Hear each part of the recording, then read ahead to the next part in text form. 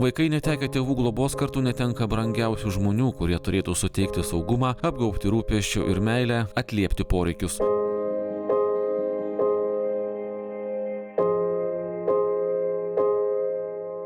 Tėvų meilės ir šilumos savanoris neatstos, tačiau tapti bičiuliu, kuris išklausys, mokytojų, kuris padės susigaudyti namų darbuose, gali.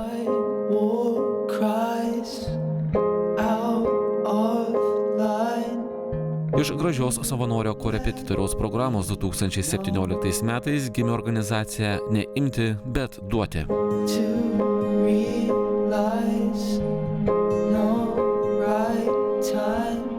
Programa išties yra ypatinga dėl tikriausiai daugelio priežasčių. Viena iš jų tai ta, kad mūsų organizacija atsirado būtent iš šitos programos. Išsivystė dabar į, sakyčiau, visai nemažą įstaigą su daugeliu savanorystės programų. Ir šita mūsų programa yra esminė, mūsų tokie šerdis mūsų organizacijos. O kalbant konkrečiai apie tikslinę grupę, tai yra apie vaikus netekusius tėvų globos. Šita programa suteikia galimybę tiem vaikam gauti ne tik ugdomąją pagalbą, kurią teikia savanoris korepetitorius, būdamas tokių kaip vyresniųjų draugų, tokių ne visai mokytojų, bet ir kita medalio pusė. Tai yra gaunama ne tik ugdomoji, bet ir emocinė pagalba. Kaip ir minėjau, savanoriai korepetitoriai tampa tokiais vyresniais draugais ir leidžia laiką neformalioje aplinkoje. Jie ne tik kartu mokosi, bet ir eina į lauką. Ne tik tais kartu daro namų darbus, bet ir vaikšto į kiną, į žygius. Dalyvauja mūsų organizuojamuose renginiuose, mūsų veiklose, būrėsi kartu su visais kitais savanoriais, korepetitoriais ir jų vaikais. Mokosi kurti lygiavertį santykį.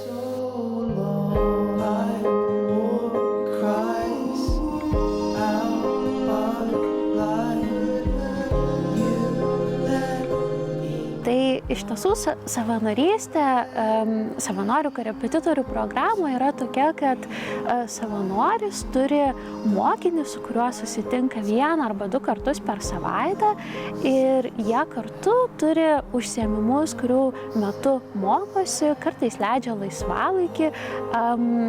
Aš pati savo mokinį mokau lietuvių kalbos ir matematikos, taip pat kartais anglų kalbos, tai mes susitinkame kartą per savaitę ir tiesiog turime įvairiausius tos užsiėmimus, kartais tiesiog kartu leidžiame laisvalaikį, keliaujame į kiną, čiuožinėti ant ledo, tai iš tiesų užsiėmimų turinys tikrai yra pakankamai skirtingas, priklausomai nuo to, ką mokinys to užsiėmimo metu nori išmokti, kuris turi kažkokių spragų ir panašiai. Kartais užsiėmimai būna tokie, kad paprasčiausiai nėra motyvacijos šiandien daryti namų darbus ar mokytis kažką papildomai, tai gali būti ir žaidimų forma įvairiausia ir panašiai. Ir susitikimai dažniausiai trunka valandą, kartais ir daugiau, irgi labai priklauso nuo tos dienos motyvacijos, tiek vaiko nuotaikos, tiek savanorio nuotaikos ir panašiai.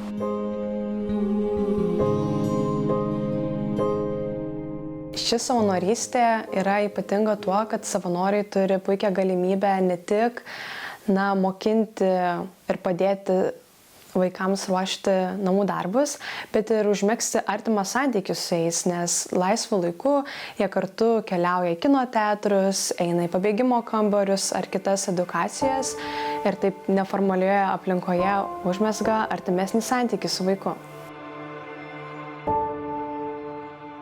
Savanorystė savanorio korepetitoriaus programoje iš pirmo žvilgsnio gali pasirodyti paprasta ir lengva, tačiau pasak organizacijos vadovo nereikia pamiršti, kad kiekvienas vaikas turi savo skausmingą istoriją.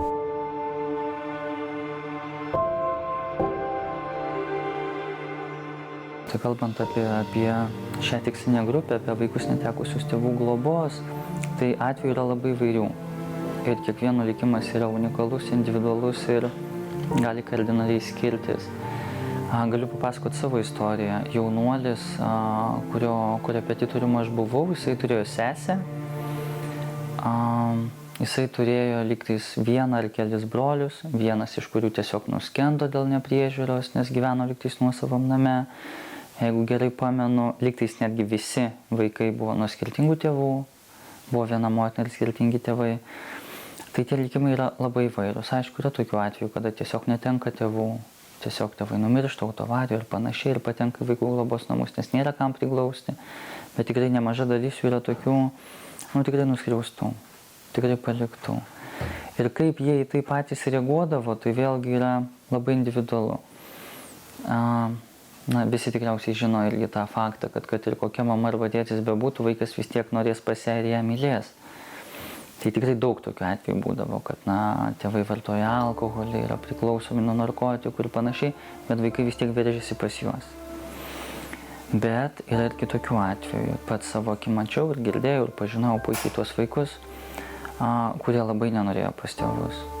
Ir tėvai ateidavo kartais jų lankyti vaikų globos namus ir jie net neišeidavo susitikti administracijai, tom auklėtojom. Sakydavo, aš nenoriu jų matyti, neįleiskite čia.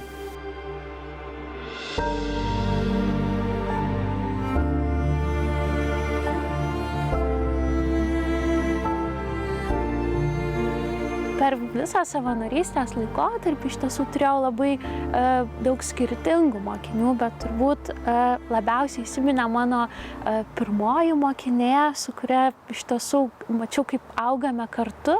Ir iš tiesų vaikai, kurie yra mūsų programoje, tikrai jie yra socialiai jautrus vaikai ir savanoriai labai dažnai ateina pilni motyvacijos ir galvodami, kad labai greitai suras kontaktą su vaiku, bet kartais tenka nusivilti, nes iš tiesų vaikai tikrai yra patyrę nemažai praradimų ir jie stengiasi pakankamai palaikyti tiesiog atstumą ir neprisileidžia naujų žmonių labai greitai. Tai turbūt vienas iš pirmųjų sunkumų, su kuriais ir susiduria savanoriai, kad vaikai yra linkę laikyti atstumą ir nemezga kontakto taip greitai, kaip savanoris norėtų.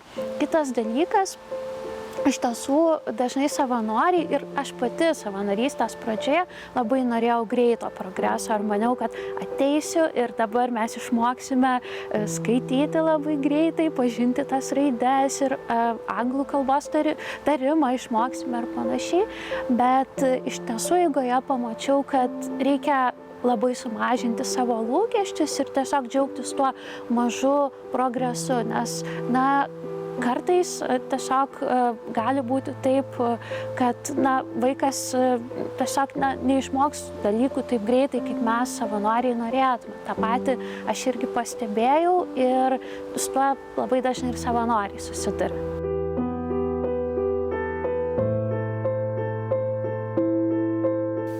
Taip, sunkumų tikrai pasitaiko. Tikrai nebūna taip, kad kai savanoris ateina, vaikas laukia išskėtęs rankas visais 100% atvejų ir sako tikrai taip, aš noriu mokytis, aš noriu gauti geresnius pažymius ir panašiai. Tai tikrai būtų utopija, tikrai ne visada tai būna. Ir savanoriui reikia įdėti visai nemažai pastangų, kad sudominti jauną žmogų, kad sudominti tą vaiką. Sudominti mokslu, sudominti kažkokiom karjeros perspektyvom, parodyti platesnės švietimo sistemos galimybės galų gale. Jo, tai čia tikriausiai esminis iššūkis, tai yra sudominti ir išlaikyti santykį. Taip, nes tai nėra lengva. Nėra lengva išlaikyti santykį, juolab, kad ši tikslinė grupė, tai yra socialiai jautrus vaikai, ypač tie, kurie yra netekę tėvų globos, dažniausiai jie yra jau ne kartą palikti. Tai tas irgi yra labai svarbu, kad savanoriai suvoktų, į ką jie ateina, kam jie įsipareigoja. Tai nėra ta savanorystė, kur aš atėjau, pabandžiau, nepatiko ir išėjau. Būtent dėl to yra atranka tokia pakankamai rimta, yra mokymai, vėlgi taip pat rimti, ir yra kasmėnesiniai susitikimai, toksai metodinis palaikymas iš mūsų organizacijos pusės savanoriams, būtent tam, kad jie turėtų tvirtą stuburą, tvirtą pagrindą, ir nesukluptų ištikus pirmiem iššūkiam. Ko gero svarbiausia savanorių užduotis užmegzti ryšį su vaiku, parodyti šviesesnę pasaulio pusę, suteikti motyvacijos mokytis ir pačiam kurti savo gyvenimą. Mes poveikį matuojam nepagerintais pažymiais, nepadarytais namų darbais. Būtent ta antra šitos programos pusė, ta, kuri yra esminė, tai yra to santykio kūrimo. Savanoris parodo vaikui, kaip gali būti kitaip. Ta vaiko aplinka, jinai neretai būna, net nežinau, ar galima taip įvardinti, toksinė, bet neugdanti, sakykim taip. Ypač kalbant apie emocinį intelektą, apie emocinį ugdymąsi. Ir savanoris yra būtent tas asmuo, tas langas, kuris gali padėti. Taip, jis galbūt nėra vienintelis. Tikrai vaikai turi ir daugiau tų tokių gerų pavyzdžių savo gyvenime, savo aplinkoje. Nėra viskas taip blogai, kaip mums kartais atrodo, arba kaip mes girdime iš žiniasklaidos apie vaikų globos namus, arba, nežinau, vaikų dienos centrus arba jaunimo centrus. Būna labai gražių pavyzdžių, bet tai yra vienas iš langų. Vienas iš langų vaiko gyvenime pamatyti pasaulį gražesnį. Ir galbūt užsikabinti už to ir sekti jo pavyzdžiu. Vis tiek kažkas lieka. Ir tą mes matom. Tikrai dirbam daug metų ir tą matom, kad lieka tie geri dalykai, lieka tos mažos kruopelytės, tie maži grūdeliai tam jaunam žmogutyje, kurie po to sudygsta.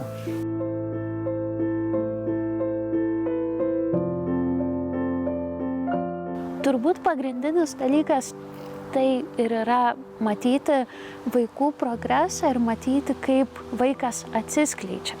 Ir atsiskleidžia bendravime, parodo daugiau savo emocijų. Tai pagrindinis motivatorius ir yra augantis vaikas ir vaiko šypsena. Kai aš matau, kad tas savanorių darbas, kad ir nedidelis, padeda tam vaikui po truputėlį tobulėti, augti, kaip plečiasi to vaiko motyvacija tiek mokslui, tiek bendravimui su kitais žmonėmis, nes iš tiesų tikrai vaikai, su kuriais dirba neimti beduoti savanoriai, patyrė nemažai skaudžių dalykų savo gyvenime ir kartais vaikai stokoja motyvacijos tiek mokslui, tiek apskritai kitiems dalykams. Tai didžiausia motyvacija man yra matyti vaikų augimą. Vienos mergaitės pavyzdys, jau dabar suaugusios irgi iškeliavusios ir nebegyvenančios globos namuose. Prisimenu, kai atėjau į globos namus, ji niekada nesisveikindavo ir taip pakankamai atsargiai visada į mane žiūrėdavo ir aš jos vis paklausau, tai kaip tau sekasi, gal kažkas naujo mokykloje ir matydavau, kad ji nenori bendrauti ir tikrai palaiko tą atstumą, bet per kelerius metus iš tiesų lankymosi ji po truputėlį pradėjo atsiskleisti, pasakė savo vardą, imdavo pasisveikinti ir panašiai. Ir tiesiog man labai buvo smagu, kai ji pradėjo pasakoti apie sportą, kad lanko regbio užsiėmimus, kuo dabar ji irgi užsiema ir priklauso tiesiog Lietuvos merginų regbio rinktiniai. Tai iš tiesų atrodo labai paprastas dalykas, galbūt kitiems žmonėms atrodytų, tai nekalba, palaiko atstumą, bet labai buvo gera matyti, kad iš visiško nekalbėjimo atsirado labas, tada savo vardo pasakymas ir tas kontaktas po truputėlį mezgėsi. Tai iš tiesų labai gera, kaip vaikas atrodo kaip gėlės žiedas, tai po truputėlį skleidžiasi nuo visiškai paprastų žodžių iki tokių labiau asmeniškų dalykų pasakojimų. Sudėtingos ir skaudžios vaikų netekusių tėvų globos istorijos kartais sunkiai pakeliamos tampa ir patiems savanoriams. Tai būna tokių atvejų, kada savanoriai palūžta, kada savanoriai susidūrė jau, kaip sakyti, įsitraukia plačiau į šią savanorišką veiklą, geriau pažįsta vaiką, pamato jo vidų, pamato jo situaciją ir išsigąsta. Ateina pas mūsų klausimais, ką daryti toliau. Tai tokiu atveju mes tam ir esame, kad padėtume. Yra mentoriai, yra programos koordinatorius, bet jeigu mūsų pajėgumų ir kompetencijų nepakanka, tuomet mes bendradarbiaujame su psichologais, mes tada kviečiame pagalbą psichologus. Taip, ir Patys mokymai dažniausiai yra vedami psichologų, kad savanoriai turėtų gerą startą, turėtų tuos pamatus, kaip pradėti dirbti. Po to savanorystės eigoje vėlgi, kaip ir minėjau, yra mėnesiniai susitikimai su mentoriumi, kurių metu vyksta atvejo analizės, pavyzdžiui, aptariami konkretūs atvejai. Ir tai yra tokia, tai yra pagalba savanoriam.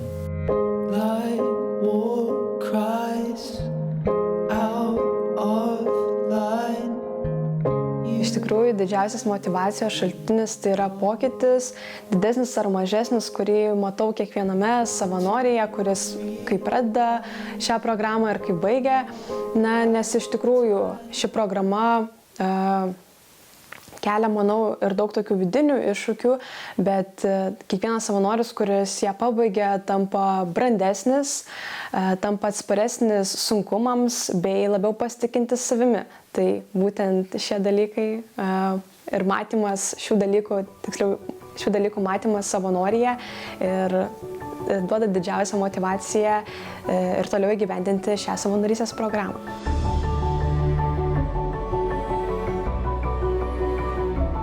Nors buvimas vaikų netekusių tėvų globos korepetitoriumi savanorių nėra emociškai lengva užduotis, viską atperka gražios savanorių ir vaikų bendravimo akimirkos.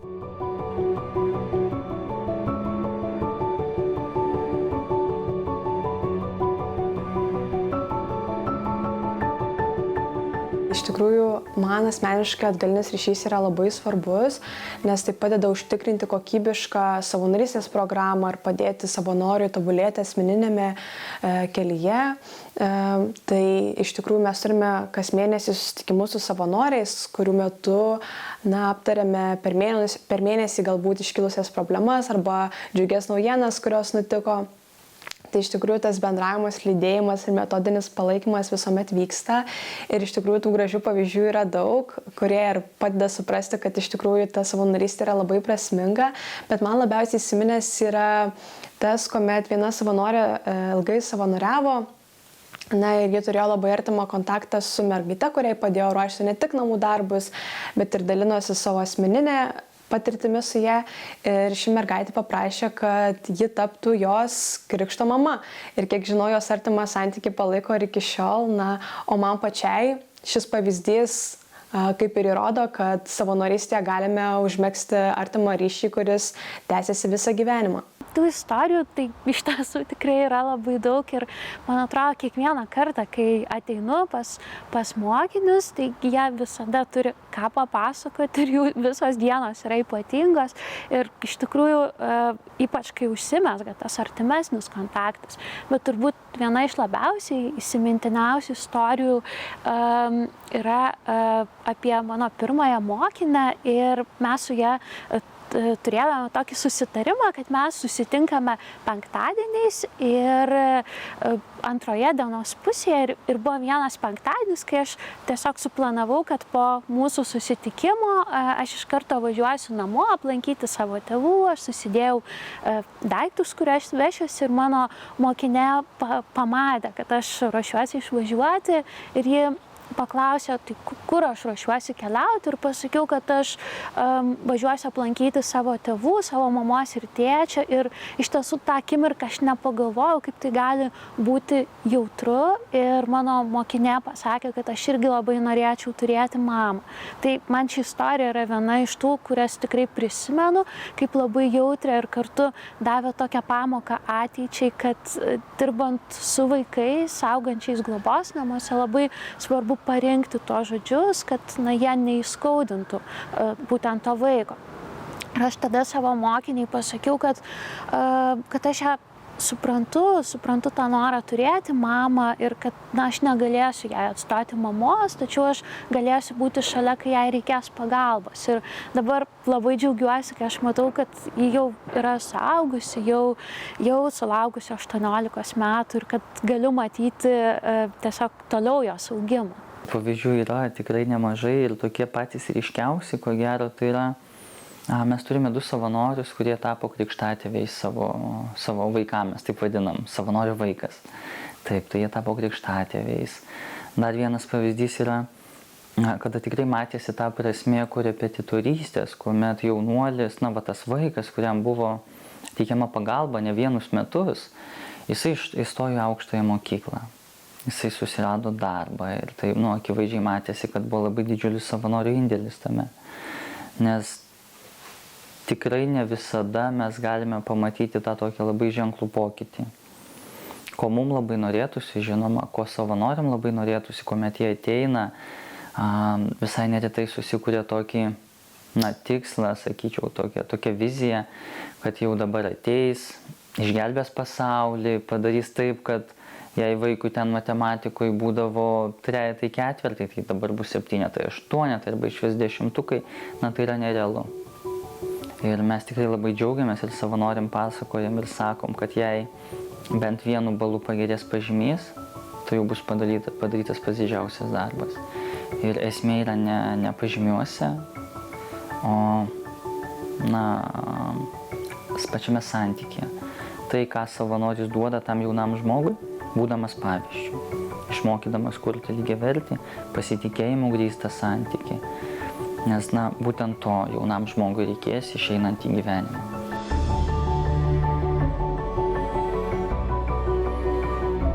Savanoriai korepetitoriai padeda vaikams likusiems be tėvų globos pamatyti pasaulį kitomis akimis. Tuo metu patys gali pasidžiaugti stebėdami pokytį vaiko gyvenime.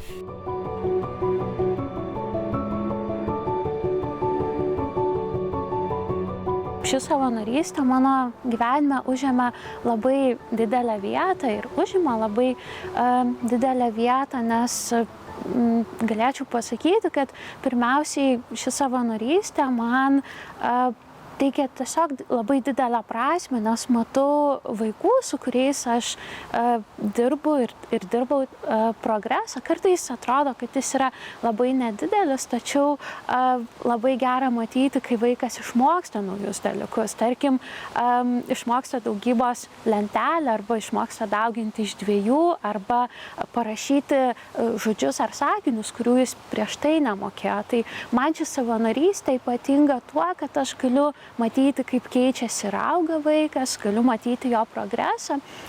Kitas dalykas labiau jau susijęs su mano asmeniniais pasiekimais, kad ši savanorystė padėjo man suprasti ir atrasti mano gyvenimo kelią, kad aš savo profesinį gyvenimą noriu sieti su vaikais ir noriu ateiti dirbti į mokyklą ir būti mokytoja. Tai iš tiesų ypatingi 2 dalykai. Pirmiausiai, matyti vaiko progresą ir augimą, o kitas, kad tai padėjo atrasti mano profesinį kelią. Iš tiesų tai motyvuoja tas pokytis, tas tikrai akivaizdžiai matomas pokytis. Ir tai, kad aš galiu prisidėti prie to pokyčio, padarydamas pasaulį bent kažkiek geresnį. Per tuos savanorius. Kuomet aš pats buvau savanoris šitoj programoje, aš turėjau vieną jaunuolį, su kuriuo dirbau. Ir aš tame mačiau pokytį. Mes iki šiol palaikom santykį, mes susirašom, su gimtadieniu vienas kitą pasveikinam. Nors jau daug metų praėjo, kai mes nebesimokome kartu, jau jisai yra suaugęs žmogus. Organizacijos rėmų reikėjo tam, kad būtų galima daryti pokytį didesniu mastu. Nes viena yra, kada, aš galiu padėti vienam jaunuoliui ir visai kas kita yra, kad aš galiu suburti daug žmonių, altruistinių žmonių, kurie taip pat mato prasmę tame, sakykime, ką aš noriu daryti. Ir jie padeda taip pat dideliam skaičiui žmonių. Suprantat, yra visai kitoks mastas. Tai tas ir motyvuoja, tikrai motyvuoja tas matomas pokytis, tai kad tie žmonės, tie savanoriai, praėję, taip sakant, šitą mokyklą savanorių korepetitorių, tiek tie patys jaunuoliai, kurie gauna pagalbą, jie išeina kitokie. Po šitų 9 mėnesių savanorystės ir jie daro pokytį ir aš tai matau ir tas tikrai motyvuoja.